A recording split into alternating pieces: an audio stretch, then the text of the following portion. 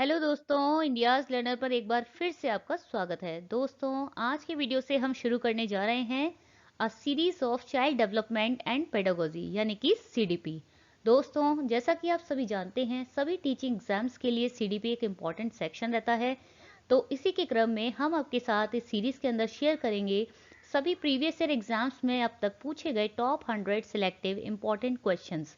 जी हाँ, जो कि आगे आने वाले सभी टीचिंग एग्जाम्स के लिए, चाहे वे TET, C TET, R TET, S TET, B Ed, M Ed या कोई भी टीचिंग एग्जाम है के लिए यह इंपॉर्टेंट रह सकता है। तो आज का वीडियो रहने वाला है वेरी वेरी इंपॉर्टेंट। आज की वीडियो में हम आपके साथ पार्ट 1 शेयर करेंगे सीरीज के अंदर। तो वीडियो को कंप्लीटली देखें और साथ ही जो लोग चैनल पर नए हैं वो चैनल को सब्सक्राइब भी जरूर कर लें।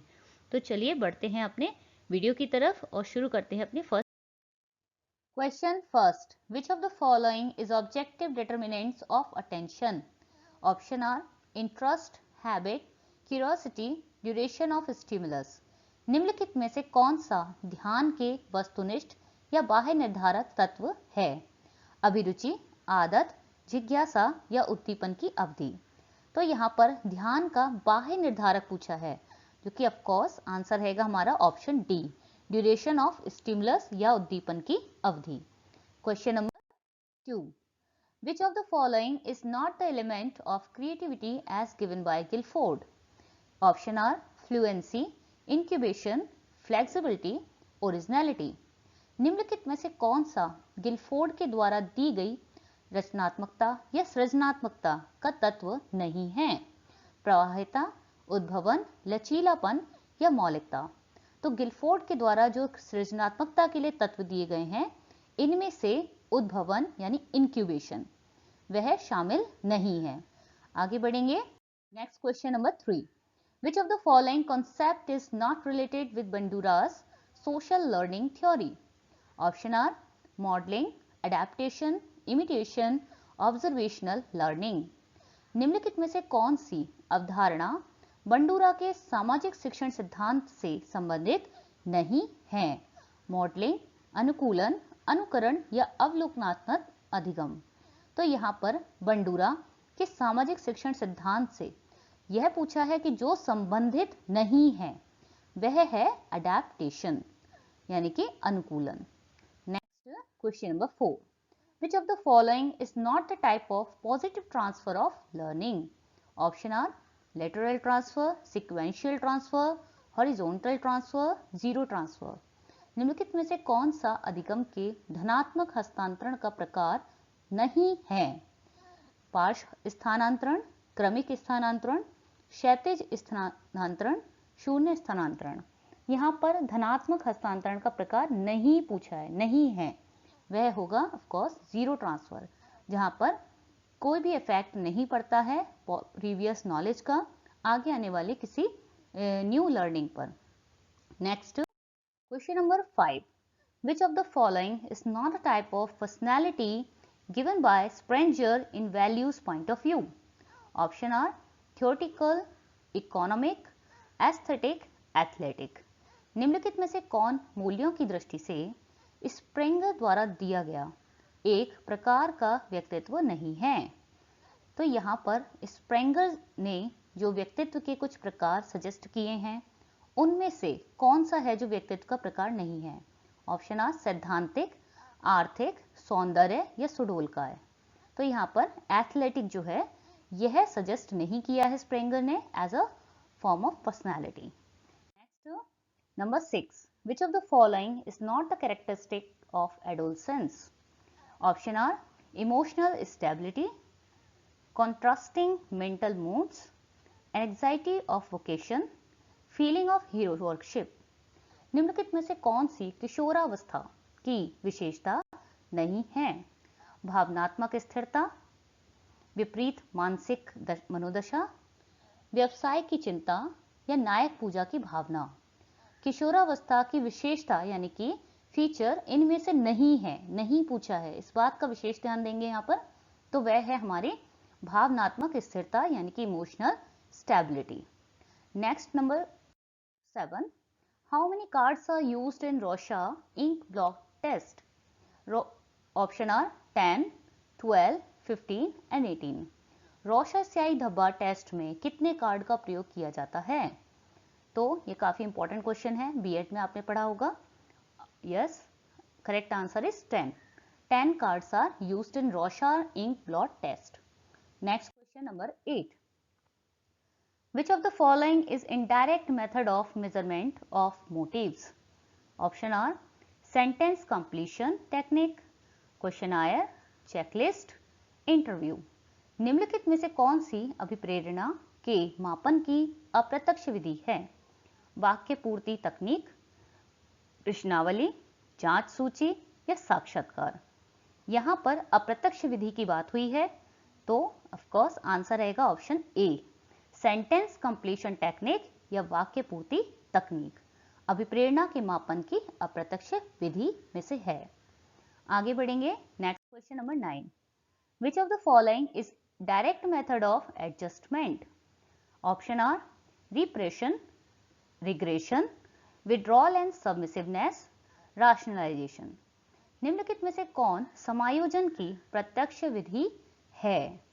दमन, प्रतीपगमन, प्रत्याहार और आज्ञाकारिता, युक्तिकरण। समायोजन की डायरेक्ट मेथड पूछा है यहाँ पर, ऑप्शन हमारे सी करेक्ट रहेगा, प्रत्याहार और आज्ञाकारिता, withdrawal and submissiveness. Next number 10. Which of the following is not the true characteristic of adolescence? Option are adolescence is transitional stage between childhood and adulthood. In adolescence there is a vague individual status. Adolescence is threshold of adulthood. Adolescence is a time of realism. निम्नलिखित में से कौन सा किशोरावस्था की वास्तविक विशेषता नहीं है? किशोरावस्था बचपन और वयस्कता के बीच की संक्रमणकालीन अवस्था है, सही है ये। किशोरावस्था में एक अस्पष्ट व्यक्तिगत स्थिति होती है, यह भी सही है। किशोरावस्था वयस्कता की दहलीज है, यह भी सही है। किशोरावस्था यथार्थवाद का समय है, यह विशेषता नहीं है, तो ऑप्शन रहेगा हमारा डी सही। किशोरावस्था is a time of realism, यह सही नहीं है। Next number 11. Which of the following is not the characteristic of introverted thinking type personality as given by Jung?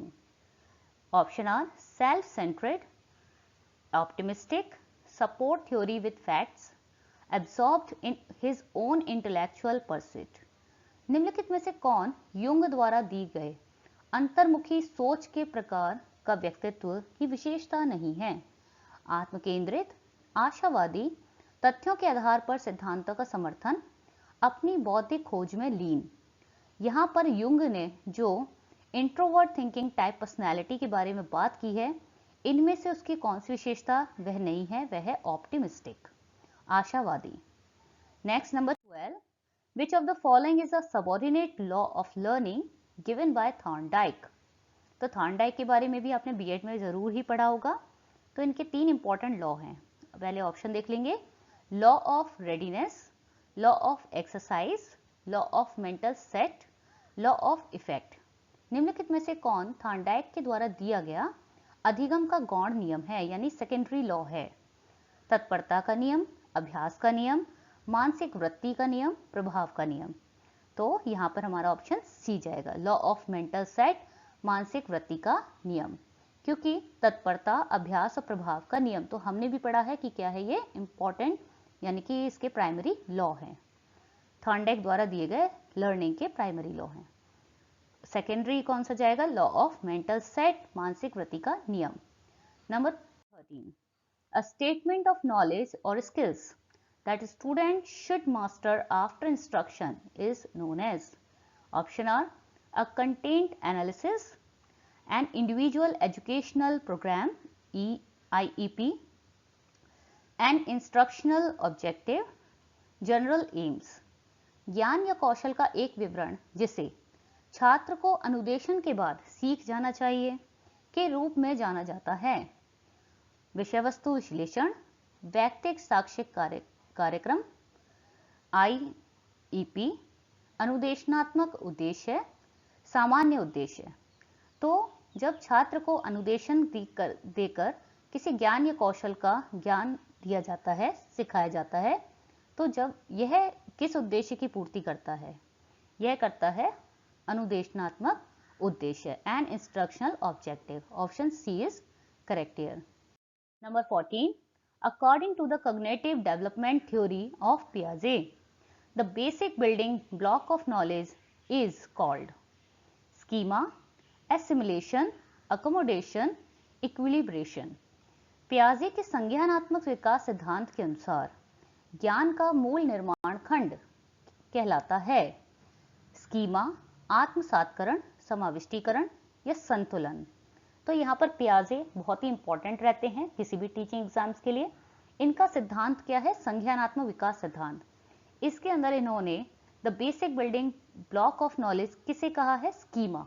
Option A is correct है, schema. Next, number 15, which psychologist presented scientific description of individual differences in his book Hereditary Genius?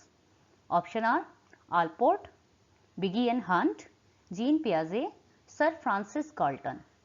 किस मनोवैज्ञानिक ने अपनी पुस्तक hereditary genius में वैयक्तिक विभेद का वैज्ञानिक विवरण प्रस्तुत किया है? आलपोर्ट, बिगी एंड हंट, जीन पियाजे या सर फ्रांसिस गाल्टन। तो यहाँ पर हेरिडिटरी जीनियस जो बुक है, यह बुक किसकी है? किसके द्वारा लिखी गई है? Sir Francis Galton. और इन्होंने इसमें इंडिविजुअल डिफरेंसेस के बारे में बात की है। आगे देखेंगे next number question 16, which of the following is not the type of psychophysical method of study of educational psychology? Option are the method of minimal changes or method of limits, the method of constant stimuli, the method of average or mean error, modifying the individual attitude। निम्नलिखित में से कौन शैक्षिक मनोविज्ञान का अध्ययन की मनोभौतिकीय पद्धति का प्रकार नहीं है? यहाँ पर साइकोफिजिकल मेथड जो नहीं है उसके बारे में हमें सही ऑप्शन चूज करना है।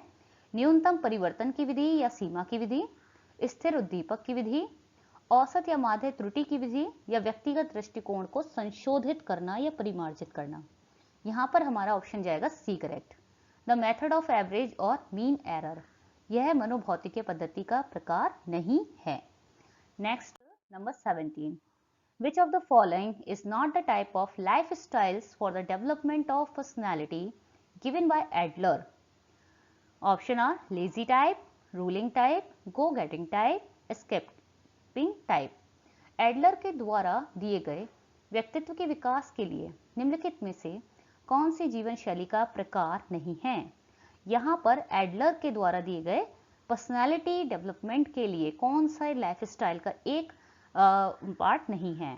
आलसी टाइप, शासकीय टाइप, तिकड़मी टाइप या पलायन करने वाला या भाग जाने वाला टाइप। तो यहाँ पर ऑप्शन जाएगा हमारा लेजी टाइप, ए ऑप्शन सही रहेगा। Next, number 18, which of the following is not the symptom of good memory? Rapidity, average retention, accuracy, recall of right material at the right time। निम्नलिखित में से अच्छी स्मरण शक्ति का लक्षण नहीं है? शीघ्रता, औसत धारण, शुद्धता या सही समय पर सही सामग्री का स्मरण। जनरल सा क्वेश्चन है, आप भी इसे फाइंड आउट कर सकते हैं। Which option will be correct? Option B, yes, average retention यानी कि औसत धारण। Next, number 19, which is the fifth stage of personality development according to Erikson? Option are industry versus inferiority, identity versus role confusion, intimacy versus isolation, generativity versus stagnation. Erikson के अनुसार व्यक्तित्व विकास की पांचवी अवस्था कौन सी है? परिश्रम प्रिय बनाम हीनता या पहचान बनाम भूमिका भ्रम, अतरंगता बनाम अलगाव या उत्पादकता बनाम ठहराव। तो यहाँ पर एरिक्सन, एडलर, पियाजे, बंडूरा, इन सभी की जो अपनी अपनी थ्योरीज हैं, लर्निंग थ्योरीज हैं या साइकोलॉजिकल थ्योरीज हैं, इन सब के बारे में आपको डीप स्टडी करनी होगी, क्योंकि आप देख रहे हैं बैक टू बैक इनसे रिलेटेड क्वेश्चंस आ रहे हैं। तो यहाँ पर हम बात कर रहे हैं एरिक्सन की। तो पर्सनैलिटी डेवलपमेंट की पांचवी अवस्था इन्होंने जो सजेस्ट की है वह है identity versus role confusion. Option B is correct here, पहचान बनाम भूमिका भ्रम, जो कि किशोरावस्था से रिलेटेड है। Next number 20, knowledge is constructed by transforming, organizing, reorganizing previous knowledge. This best explains the idea of which of the following. यह आइडिया किसने दिया है? ऑप्शन पियाजे, वाइगोत्स्की, फ्रॉड या बंडूरा। ज्ञान का निर्माण पिछले ज्ञान को बदलना, उसे व्यवस्थित करना और पुनः व्यवस्थित करने से होता है। यह निम्नलिखित में से किसके विचार की सबसे अच्छी व्याख्या है? पियाजे, वाइगोत्स्की, फ्रायड या बंडूरा। तो यहाँ पे हमारा ऑप्शन जाएगा ए सही, पियाजे। पियाजे बहुत ही इंपॉर्टेंट रहते हैं किसी भी टीचिंग एग्जाम के लिए, इसको जरूर स्टडी करें अलग से। Next number 21, what is the approximate weight of the brain up to 16 year of age? Option are 750 gram to 900 gram. Option B 1200 gram to 1400 gram. Option C 1000 gram to 1200 gram. Option D 800 gram to 1000 gram. So 16 वर्ष की आयु तक मस्तिष्क का भार लगभग कितना हो जाना चाहिए या कितना होता है? यह होता है ऑप्शन बी इज करेक्ट है, 1200 ग्राम से 1400 ग्राम, 1200 ग्राम to 1400 gram. Next number 22. Recently there have been conscious effort to include stories in curriculum where father is involved in household works and mother is doing adventure activities. This move is important because option are it aims to strengthen gender bias, it aims to eliminate gender stereotyping, it aims to encourage gender constancy, it aims to increase gender discrimination. हाल ही में पाठचर्या में कहानियों को शामिल करने के लिए सचेत प्रयास किए गए हैं, जहां पर पिता घर के कामों में शामिल है और मां साहसिक गतिविधियां कर रही है। तो यह कदम महत्वपूर्ण है क्योंकि इसका क्या उद्देश्य है?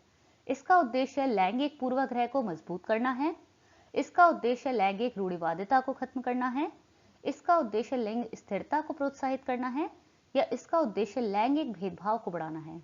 तो यहाँ पर जनरल सा क्वेश्चन है, सोच के आप आंसर कीजिएगा। Yes, option B is correct है, it aims to eliminate gender stereotyping. तो यहाँ पर यह लैंगिक रूढ़िवादिता को खत्म करना इसका उद्देश्य है, ताकि जो जेंडर स्टीरियोटाइपिंग है, नेचर है हमारी सोसाइटी का, जैसे जेंडर वाइज हम वर्क को डिवीजन कर लेते हैं, तो वो चीजों को यहाँ पर एलिमिनेट करना इसका उद्देश्य है। Next number 23, according to Vygotsky, when adults adjust to the support to extend the child's current level of performance, it is called option are discovery learning, zone of proximal development, scaffolding, inner subjectivity. Vygotsky के अनुसार जब वयस्क बच्चे के प्रदर्शन के वर्तमान स्तर को बढ़ाने के लिए समर्थन को समायोजित करते हैं तो इसे क्या कहेंगे? खोजपूर्ण अधिगम, निकटवर्ती विकास का क्षेत्र, मचान कहेंगे, अंतः व्यक्ति निष्ठा, क्या कहेंगे इसे? तो यहाँ पर वाइगोत्स्की के अनुसार जब कोई भी एडल्ट बच्चे के प्रदर्शन के वर्तमान स्तर को बढ़ाता है तो इस समर्थन को हम कहेंगे स्कैफोल्डिंग यानी कि मचान। Important question. Next question number 24, according to Jean Piaget's theory of cognitive development, hypothetical deductive reasoning develops during sensory motor stage, pre-operational stage, concrete operational stage, formal operational stage. Jean पियाजे के संज्ञानात्मक विकास के सिद्धांत के अनुसार काल्पनिक निगमनात्मक तर्क किस दौरान विकसित होता है? संवेदी चालक अवस्था, पूर्व संक्रियात्मक अवस्था, मूर्त संक्रियात्मक अवस्था या अमूर्त संक्रियात्मक अवस्था। फिर से जीन पियाजे से रिलेटेड क्वेश्चन आ गया है। जीन पियाजे ने कुछ अवस्थाएं सजेस्ट की हैं, इन्हें भी पढ़ लेना बहुत जरूरी है। और यहाँ पर जो ऑप्शन सही जाएगा वह है हमारा फॉर्मल ऑपरेशनल स्टेज, अमूर्त संक्रियात्मक अवस्था। इंपॉर्टेंट क्वेश्चन था, आगे बढ़ेंगे। Number 25, according to whom it is important to understand the social processes and influence of the cultural context of children's thinking. Option are Lawrence Kohlberg, Jean पियाजे, Lev Vygotsky, Albert Bandura. किसके अनुसार सामाजिक प्रतिक्रियाओं और बच्चों की सोच पर सांस्कृतिक संदर्भ के प्रभाव को समझना भी अति महत्वपूर्ण है? तो यहाँ पर ऑप्शन जाएगा हमारा वाइगोत्स्की। यह कहा है वाइगोत्स्की ने, क्योंकि सामाजिक सिद्धांत जो है हमारा इनसे जुड़ा हुआ है। अभी हमने पढ़ा था इसे प्रीवियस क्वेश्चंस में। Next number 26, in a progressive classroom option are on knowledge is constructed by the learners, knowledge is received passively by the learners, knowledge is reproduced by the learner as it is, knowledge is recalled by the learner as per instruction of the teacher। एक प्रगतिशील कक्षा में ज्ञान का निर्माण शिक्षार्थियों द्वारा किया जाता है, या शिक्षार्थियों द्वारा ज्ञान निष्क्रिय रूप से प्राप्त किया जाता है, या शिक्षार्थी द्वारा ज्ञान को उसी रूप में पुनः प्रस्तुत किया जाता है जैसा कि वह है। शिक्षक के निर्देशों के अनुसार शिक्षार्थियों के द्वारा ज्ञान को याद किया जाता है। तो यहाँ पर प्रगतिशील कक्षा की बात हो रही है। जनरल सा क्वेश्चन है, आप सोच के आंसर कीजिएगा। Yes, first option will be correct. Knowledge is constructed by the learner. यहाँ पर क्या होना चाहिए कि शिक्षार्थियों के द्वारा ज्ञान का निर्माण किया जाना चाहिए। बात प्रगतिशील कक्षा की हो रही है, तो option A is correct here. Next number 27, the process by which children develops habits, skills, values and motives that make them responsible, productive member of society is called option are socialization, inclusion, mainstreaming, differentiation। तो वह प्रक्रिया जिसके द्वारा बच्चे आदतें, कौशल, मूल्य और उद्देश्य विकसित करते हैं जो उन्हें समाज के जिम्मेदार और सक्रिय सदस्य बनाते हैं, कहलाते हैं समाजीकरण, समावेशन, मुख्य धारा से जुड़ना या विभेदीकरण।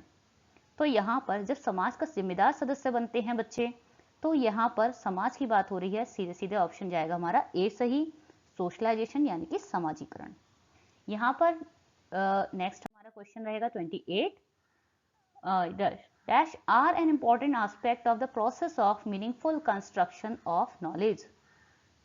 Option are social interaction, drill and repetitive recall, rewards and punishment, stimulus response association. तो यहाँ पर ज्ञान के सार्थक निर्माण की प्रक्रिया का एक महत्वपूर्ण पहलू है, निम्नलिखित में से क्या है? सामाजिक पारस्परिक क्रिया, निरंतर अभ्यास और बार बार याद करना, पुरस्कार और दंड, या उत्तेजना या उद्दीपक प्रक्रिया प्रतिक्रिया संबंध। यहाँ पर ज्ञान के सार्थक निर्माण की प्रक्रिया का एक इंपॉर्टेंट एस्पेक्ट पूछा गया है, तो वह रहेगा हमारे लिए ऑप्शन ए, सोशल इंटरेक्शन यानी कि सामाजिक पारस्परिक क्रिया, जो सबसे महत्वपूर्ण रहेगा हमारे लिए। Next number 29, family and neighbourhood for the socialisation of children are option psychological agencies, primary agencies, middle agencies या सेकेंडरी एजेंसीज। परिवार और जो आस पड़ोस होता है वह बच्चे के सामाजिकरण के लिए क्या है? मनोवैज्ञानिक एजेंसियां, प्राथमिक एजेंसियां, मध्य एजेंसियां या द्वितीयक या माध्यमिक एजेंसियां। तो यह हमारे लिए होंगी प्राइमरी एजेंसियां, क्योंकि परिवार आस पड़ोस हमारे प्राइमरी एजेंसीज में आता है और स्कूल हमारे सेकेंडरी में आता है, इसको हमेशा याद रखना है। Next number 30, continuous and comprehensive evolution यानी CCE includes only formative assessment, only summative assessment, neither formative nor summative assessment, both formative summative assessment using a wide variety of strategies। सतत और व्यापक मूल्यांकन यानी CCE में शामिल है केवल रचनात्मक मूल्यांकन, केवल योगात्मक मूल्यांकन, ना तो रचनात्मक और ना ही योगात्मक मूल्यांकन, या विभिन्न प्रकार की रणनीतियों का उपयोग करते हुए रचनात्मक और योगात्मक मूल्यांकन दोनों। तो यहाँ पर CCE पैटर्न में हम जानते ही हैं कि फॉर्मेटिव समेटिव दोनों ही इंपॉर्टेंट पार्ट होते हैं, तो हमारा ऑप्शन जाएगा यहाँ पर डी सही। विभिन्न प्रकार की रणनीतियों का उपयोग करते हुए रचनात्मक और योगात्मक मूल्यांकन दोनों। तो यहाँ पर हमने पार्ट 1 कंप्लीट कर लिया है of the series of CDP। Thank you for watching the complete video. Please do like and comment and also subscribe my channel for more such videos. Thank you.